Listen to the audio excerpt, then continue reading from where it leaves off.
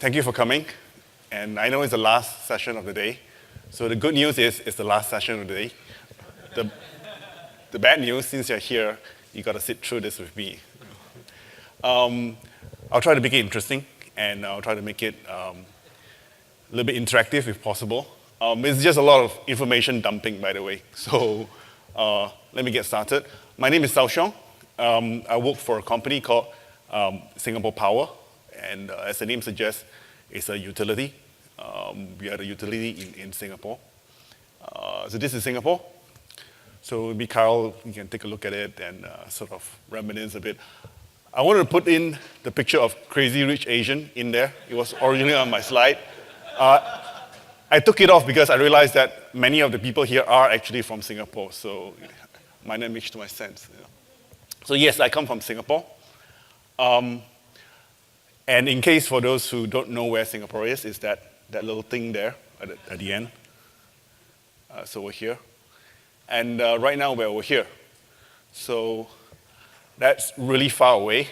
I just want to put there because Sachi and I sat 23 hours on a plane to reach here to just give this talk to you guys. Okay. Hope you appreciate it.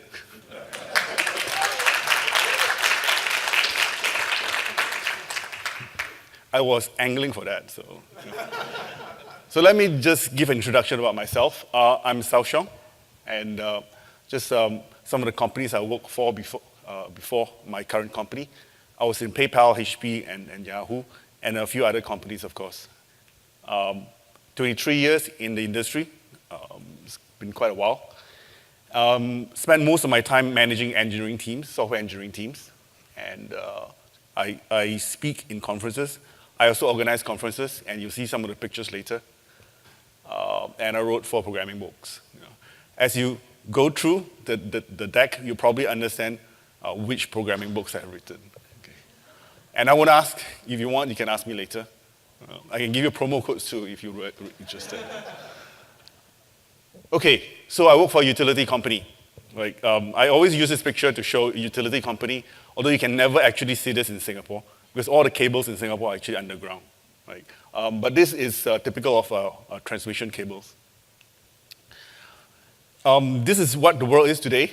This is how the utility industry works. You have generation, and it goes to transmission, then it goes to distribution and retail. It's a straight arrow, right, from source to consumption. But the world is changing. It is no longer what it is today.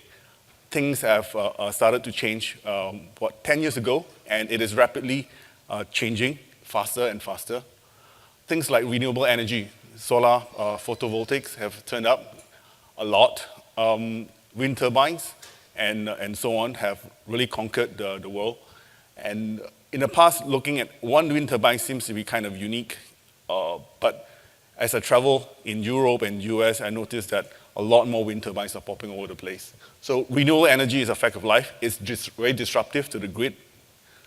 Energy storage is something else that's really being very disruptive to the grid because traditionally, energy, when it's been generated, has to be consumed. So it always has to be balanced.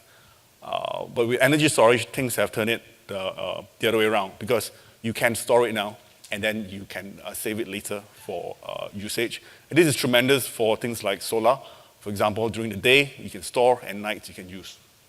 Like, and even things like wind, because wind sometimes can over-generate, and what utilities used to do is they would just cut them off, right? They curtail the power. But with energy storage now, you can store energy, and they can use it later. So this has really upturned the entire utility and energy industry. The third thing is market deregulations. Policies have changed to deal with both renewable energy as well as energy storage and many, many other things. In Singapore, for example, the news came out, I think, last week. There is going to be the energy deregulation in November.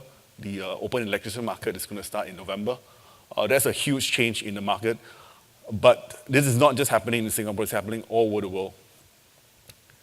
And lastly, the topic of my talk, digital transformation, is happening, is here. Right? And this is what we are here to do and to deal with it. So the last bit, digital transformation, this is what I was hired for. Uh, and I started this team in SB, in Singapore Power, called SB Digital.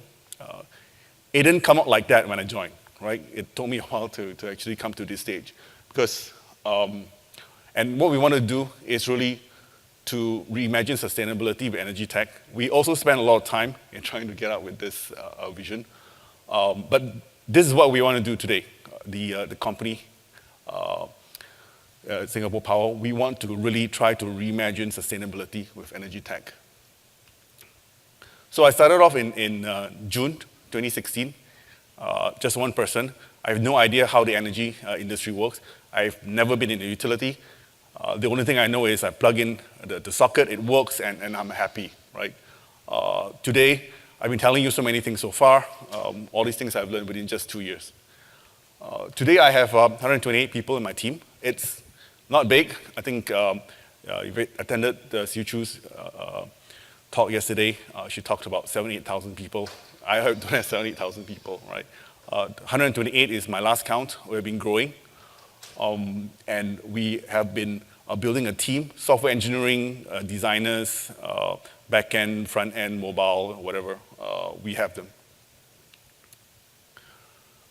Place a lot of emphasis on values because I want to build the right team with the right culture.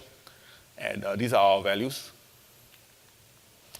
We are a bunch of engineers, and these are the things that are important to us.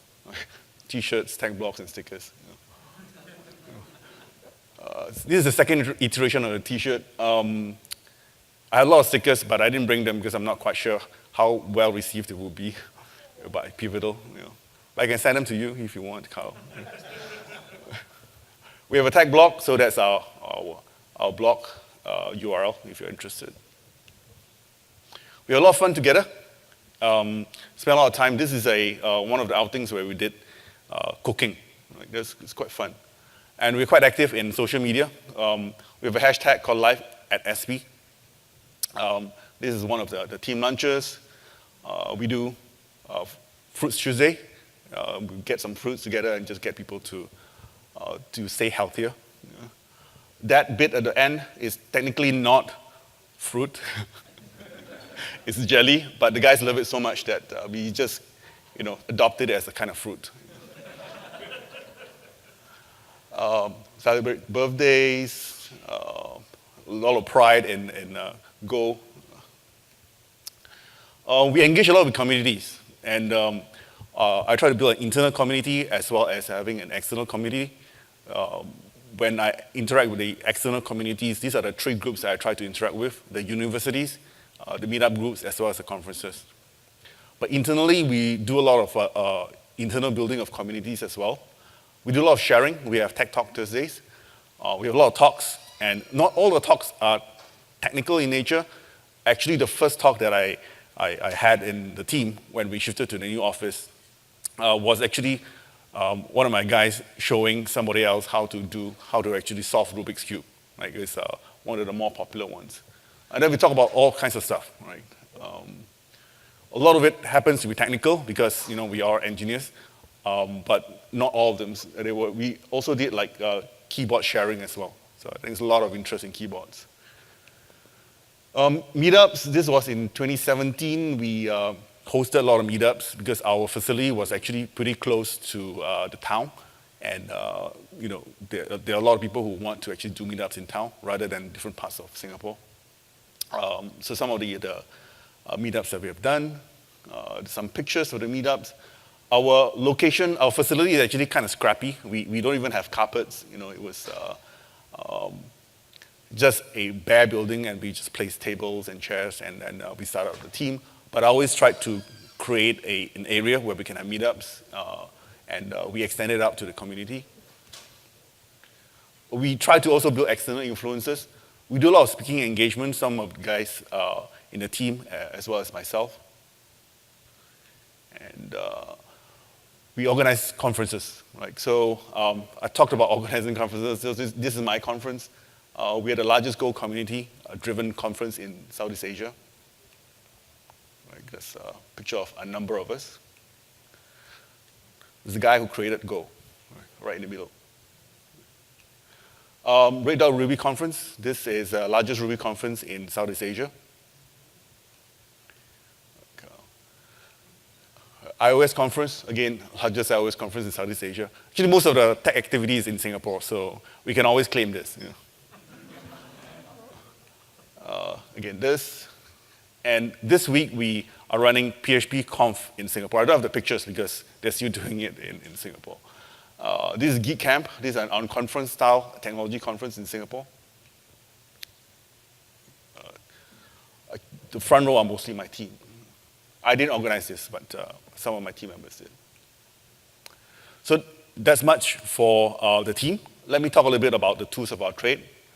I'm quite sure many of these things you already know, so I'll just glide through the slides.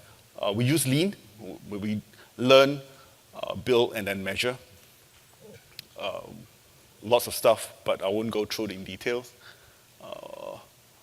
But the two main guiding principles that we follow, the first is that we're very consumer-centric.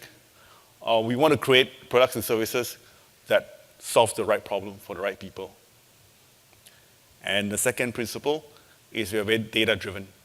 Like we don't want to develop products just because it's mandated by some senior leader who thinks that this is how it should be. We want to actually get data, measure what we get from the user, and then use the data to build our products. This is a user experience for the app that we built. You're not supposed to actually see this. So, I mean, it's deliberately that small. It's just to impress you.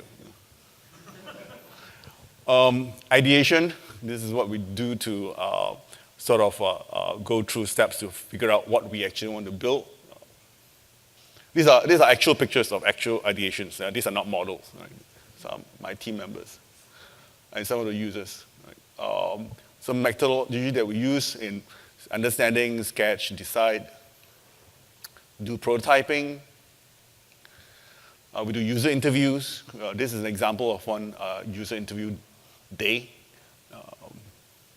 Some of the users that we have actually interviewed. We use a common design system so that we can standardize the look and feel for all our products. We created this thing called LumiKit. It's a library of reusable interfaces. We also created this thing called Atlas, which is a living styles guide for web development. This is for the web, but LumiKit is also used for the app. So together, we combine this, and we have standardized look and feel for all our products that goes out. And you will see this look and feel as I show you screenshots later. Our development approach, like many, I think it is a very common thing. We do a thin slice of value. We do iterations. We do agile. I think this is nothing new to most of you. Et cetera, right? Daily standouts, pair programming, retrospectives. We do all of them. The languages and platforms and frameworks and tools that we use. So Go is our primary backend language. Ruby is Ruby on Rails front end. Then the Java on Android, Swift on iOS, and Python is our data science language. JavaScript, everybody uses that, and so on and so forth. Right? So this is roughly our stack, as much as could gather and could fit in this screen. We use Greenplum too. Right? Cloud, we use PCF, of course. We were one of the early adopters of PCF in Singapore. And that's used on-prem. Today, we also use cloud with Kubernetes, and we are discussing with Pivotal how we can extend using PCF to the cloud. Doing on-prem is very important for us because a lot of our infrastructure are actually nationally critical infrastructure. Some of the facilities that we have actually have guards with guns, like setting guard of them. So we are pretty serious about security. So PCF gives us a means of building our own internal cloud. I think that's something very powerful that I've been using. So all the applications that I'll be showing later are actually built, the ones that are internal are actually built on PCF. I didn't show too much of those screens because I thought that's a given. Better mobile app management, we use Hockey app. For test farm, we use Source Labs. For code repository, of course, it's GitHub. Everybody uses GitHub. Code analysis, we use Code Climate and Danger. We do security scanning for Ruby on Rails, at least for now, Brakeman. We do CI/CD. I forgot to mention that the other big product that we use is Pivotal Tracker. We use that to write our stories, and that gets translated into the kind of work that we do, all the stories that we execute on. For CI/CD, we use GitHub Enterprise, we use Jenkins, and then we take the source and we deploy internally. Application monitoring, we use New Relic. Health monitoring, we use Sentry and PagerDuty. And then we have a lot of dashboards. We have dashboards all over the office. So if you visit our office, you will see dashboards all over the place. And the dashboards change all the time because we develop our own internal dashboards, and whenever we need, we'll just add on to it, and we'll keep changing it. This was one sample of the dashboard we did end of the year. So it actually looks quite different from what it is today. I asked for a screenshot. I never got a screenshot, so we are stuck with the old screenshot. Okay, I took some pictures too, but they're quite ugly, so I didn't think about putting them here. Okay, so that's much for the tool of trade. Let me show you the work that we have done in the past 2 years. So I joined in June 2016, spent the first 3 to 6 months recruiting and hiring and so on. So I think it's maybe about slightly less than 2 years. So this is what we have done so far. So what do? We create energy products. And largely, we create them for 3 categories of people for the country. Right? We are Singapore Power, after all. We create applications for residential users and also for non-residential users. And I'll explain a little bit on that later. So for the nation, we have created a system that will monitor our substations. It's a real-time asset health monitoring and self-learning failure prediction system. So number of words here, but essentially what it does is we tap on the health status, or we put in devices in systems in the substations, on our transformers and our switchgear. We get the information, we bring it back to a central location, we dashboard it a lot, and we do a lot of analysis on it to do predictive maintenance and so on and so forth. The other thing that we do is we try to create a digital model for every one of our grid-connected assets. And some of the assets include things like transformers and reactors, and shunt reactors, switchgears, and so on. These are actual screenshots of what we do, of the actual system. So Singapore Power doesn't just manage electricity in Singapore. We're actually an energy company, so we actually manage the gas pipelines as well. So as we manage the gas pipelines for the entire country, gas pipelines tend to corrode. If they corrode too much, then gas will leak and kaboom, right? So it's not a good thing. What we used to do in the past, and we still do at this point in time, we drive special vehicles and use special equipment to test the ground where the pipes are to make sure that there are no leakage. But over time, we are replacing it with what we call cathodic protection sensors, or plant sensors close to the pipes in order to monitor the condition of the pipes. The data that comes back, there's a lot of data that comes back. And to monitor it, it's a full-time job. So it's not really humanly possible to monitor. And the data that comes back also fluctuates. So what we have done is we created a anomaly detection algorithm that allows us to better detect the potential gas leaks. And this has actually been proven to be pretty successful. We also do meter irregularity detection. So we started off with electricity, and we are moving out to water as well. And this has proven to be really successful. We have run this since last year, October. We've gotten quite a bit of savings as well. So these are some of the products that were created internally. I flashed them out because these are the more production ones. There are a lot of others that are still in flight.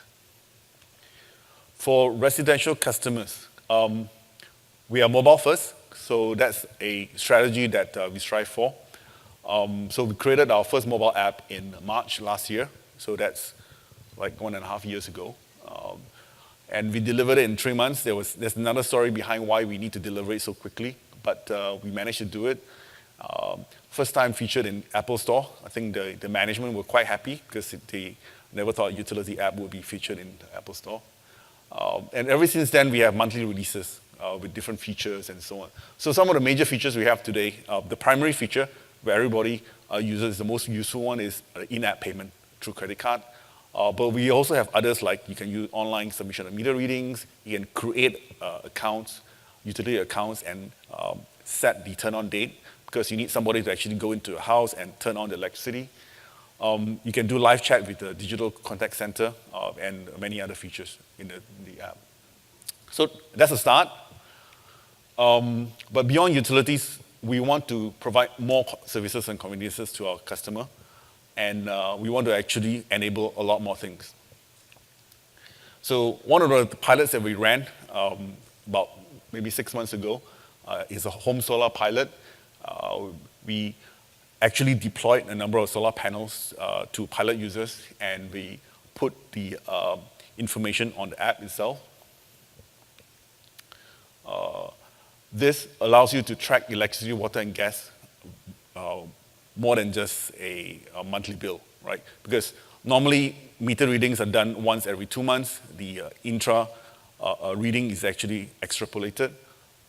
But with the installation of smart meters now, we can get half-hourly readings. Right? And for electricity, this has been active in May. So if you live in Singapore, you will be able to get half-hourly readings if you have a smart meter. And we are running pilots for water and gas as well. It's going out in November. Alerts for your utility usage. This will detect unusual usage of electricity. Is a day before, so it will detect a day before whether you have unusual activity in your usage, meaning that this is not a norm. It could be something wrong with your machine, or it could be some other patterns that you might not realize that you're using. So this is actually pretty useful. The number of people who came back to me and tell me how it has been a lifesaver, like telling about the equipment that's been faulty, or even sometimes they turn on certain things, they totally forgot about it, and they detected some of these things. Open electricity market, I mentioned that earlier on. We are supporting that in the app as well. So how do we support it? We allow you to search as a user, to search for the cheapest package that's available, and also allow you to switch from your current provider to a next provider. As a company, we are rolling out electric vehicle charging stations around the island. There's 500 EVs charging stations around the island.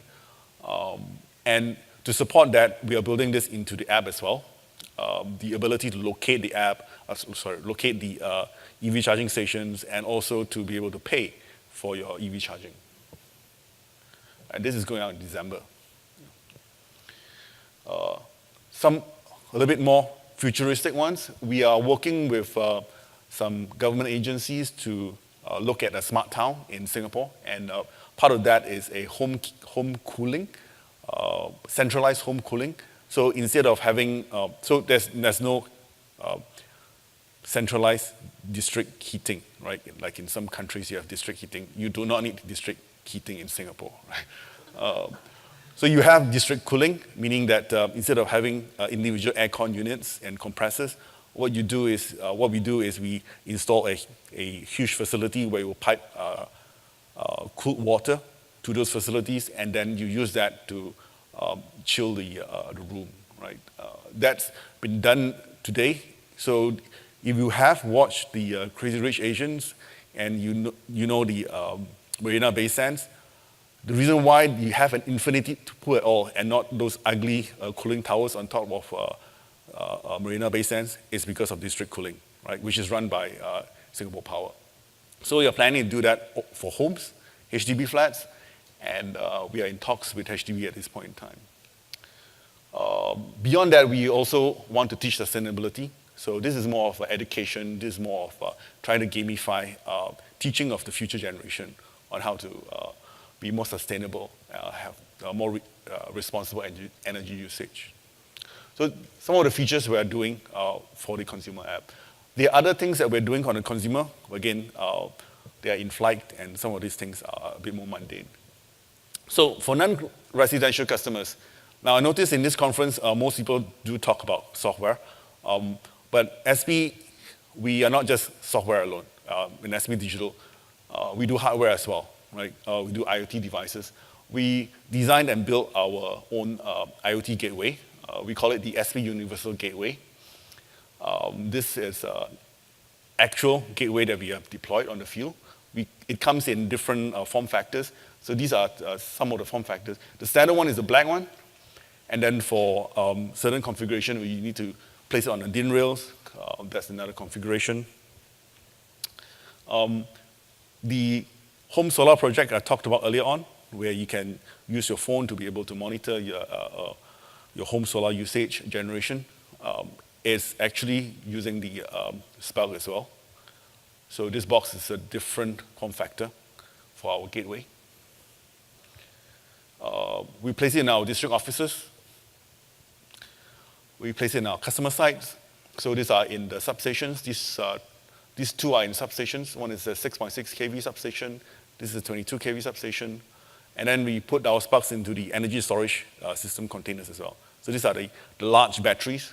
They're usually shipped in containers. We put our Sparks in there as well. So in case you didn't see those, this is our Spark. This is our Spark. And some examples of our deployments. So this is in one of the community clubs. This is in one of our customers. It's a shipyard. This is the energy challenge we are running within our offices. And this is the REC marketplace. I'll talk a little bit about RECs. RECs are renewable energy certificates. So today, when you have traditional generation of energy, you generate electricity, right? But with renewable energy, you can generate something called a renewable energy certificate, which is an attribute on top of the electricity that you generate. These RECs can be gathered and repackaged and resold. Right? If you combine them, again, with your energy, then you get to claim your energy to be green energy. Right? So that's an actual claim that people make in the market. The system exists, but there are issues with the system. Not huge issues, but nonetheless, this actually limits the ability of proliferating RECs. So you need a certification system. You need to be highly compliant because you need to track the generation of the RECs. If they're not properly audited and regularly audited, you might have fraud, right? And you cannot determine whether they are fraudulent or not.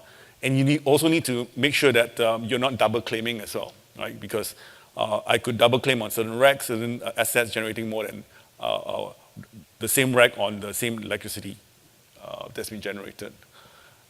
Because of the weight of the paper trail that needs to exist, there needs to be, you can only have big buyers and big sellers. You can only have big buyers selling to big sellers.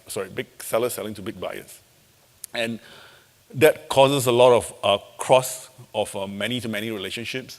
And this is usually quite massive. It's quite difficult to manage. So what we have done, we have created a blockchain-based REC marketplace. We take the renewable energy resources, we generate the RECs,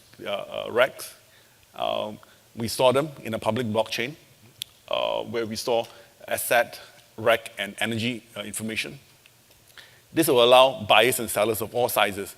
Now, you don't need to be a big corporate to buy RECs anymore, neither do you need to be a big solar farm in order to generate RECs. Right? You can have a home solar at home and you can still generate RECs and you can place them on the marketplace. We will do all the aggregation and then that will allow you to sell it on the marketplace. Right? But we play nice because there exist existing marketplaces, there exist existing registries. So we also interact with other exchanges. So why blockchain? Right? So obviously, a lot of people actually do come to me and say, why do you need blockchain for this? So it's quite simple. We use blockchain because it's transparent. We use a public blockchain. Right? And we use smart contracts to automate this in order to be transparent. And our registries are openly available, so anyone can tap on the blockchain and review it. Like this gives us a lot of credibility, especially with coming from a utility. We didn't do this on our own. We worked together with a global energy blockchain consortium called EWF, Energy Web Foundation, which is basically a combination of these two organizations, Rocky Mountain Institute, Energy Think Tank, and Grid Singularity, a blockchain developer. This consortium has a number of members around the world. In US, for example, PG&E, and Duke Energy, Semper Energy, they are all part of this consortium. In Asia, we have people like SP Group, as well as TEPCO, Tokyo Energy, and so on and so forth. We launched the REC Marketplace at the Global Summit on Blockchain Technology in that energy sector. This is in Berlin in April this year, just maybe 6 months ago. It was a big bash. There was a trade day conference, 1,500 plus attendees, and basically it was amazing. We launched there. We were the first REC marketplace in the world that's based on a blockchain. So these are some actual screenshots. I sort of tried to hide away the actual names of the buyers and sellers. We also have it on the mobile app, but this is not part of the SP Utility app at this point in time. Okay, so that was REC Marketplace. The final product that I'll deep dive a little bit in is something that I really liked. We call it the Energy Brain. The Energy Brain is basically AI applied to the energy industry, right? There are 4 main features of the Energy Brain. We use it to do profiling, which is really to understand the usage patterns of our consumers. Forecasting, basically understanding what's the load the next day or the next week, and so on and so forth. Optimizing the energy usage, as well as monitoring the equipment to ensure your efficiency and productivity. So these are the 4 main functions. Let me just give you an example of how this is done. We use this for optimizing energy for our customers. In this case here, first we do a load forecast. We predict how much energy is going to be used in the coming 1 day. And then from that information, we do optimization. And this optimization is used by the energy storage system, the ESS, the battery, to charge and discharge. So this provides instructions for the battery to charge and discharge at appropriate times in order to shave the peak of usage for the consumers. So let's do some comparison optimization, comparisons between the different methods. You look at the very simple case. It's a day and night method, where because you think that the energy being used in the day is more than the night, so what you do is you charge during the night and then you discharge during the day, right? And you do get some savings. But of course, if you look at the actual historical data and then using statistical methods, you estimate when is the best time to charge and when the best time to discharge, you get better results. But with our Energy Brain, what we have done is we achieved a lot more success using the load forecasting and then the optimization. So this is based on historical data. The system is actually running in our customers in production today. But going beyond that, so the load forecasting as well as the optimizing, these are existing AI techniques, but there have been recently a lot more new AI techniques that's come up. This one you probably heard about before, AlphaGo. AlphaGo is a AI that beat the world's best Go player, right? And how it actually beat the world's best Go player 3 times out of 3 games. It was just through training and self-play. Basically, AlphaGo played Go with itself, and it trained itself until it's able to beat the world's best Go player. Right? So we use the same techniques, and we try to apply it for energy. This technique is called reinforcement learning. One of the techniques within is called reinforcement learning. The technique is actually quite simple to describe. Basically, you want to encourage actions that will result in positive rewards and discourage actions that result in negative rewards, right? So you have here an agent. So this is the AI, and then you have an environment. You will do something, and then you will get some answers. And depending on the answers, you will either provide positive reward or negative reward, and then you tell the agent what state the environment is, right? So that's a pretty simple algorithm. What we have done for energy optimization, we provide a training environment. The state is basically the current state of the battery. We take an action, we get the results, and then we calibrate accordingly, and then it goes back over and over again. Right? The action is basically seeing how you would either charge or discharge the battery. Okay? So we do training for a period of time, and then we run it on the test environment. Test environment is the actual environment. Right? What we do then, we take action, we get the observed state, and then we do our rewards accordingly. So using this method, we will try to do some simulations. You will notice here, this is a video, You notice here that this is over time, and this is our savings over time. The blue is the original data, and the shaved peak is the orange. Right? If you see over time, then the orange line appears below the blue. Okay, so this is simulation for 1 day. We try to compare it with the forecast and optimization method. So if you use forecast and optimization methods, you get mixed results because in certain times, your forecasting is good and you get good results. But there are bad months where things don't turn out the way that you expect. But with reinforcement learning, we actually get a little bit better than the forecast as well as optimization. But what it really does well is in those bad months, it can actually do a lot better than the forecast and optimization. Right? So this is a technique that we have used in our energy optimization. It's not done in production yet. Our current production method is still the forecast and optimize, but they will be rolling out in December. Okay, so some of the customers that we have today, we have one of the largest shipyards in Singapore. We have the largest single solar PV installation in Singapore. It's some warehouses. Yeah. A chain of community clubs. A new smart town in Singapore. This is in collaboration with HDB. And zero emission microgrid for the new university that's come up to the eastern part of Singapore. So this last obligatory slide. I know I'm not in Singapore, and we're hiring in Singapore. So if any of you know anyone who is interested in going back to Singapore, for example, Carl, we are hiring. Thank you.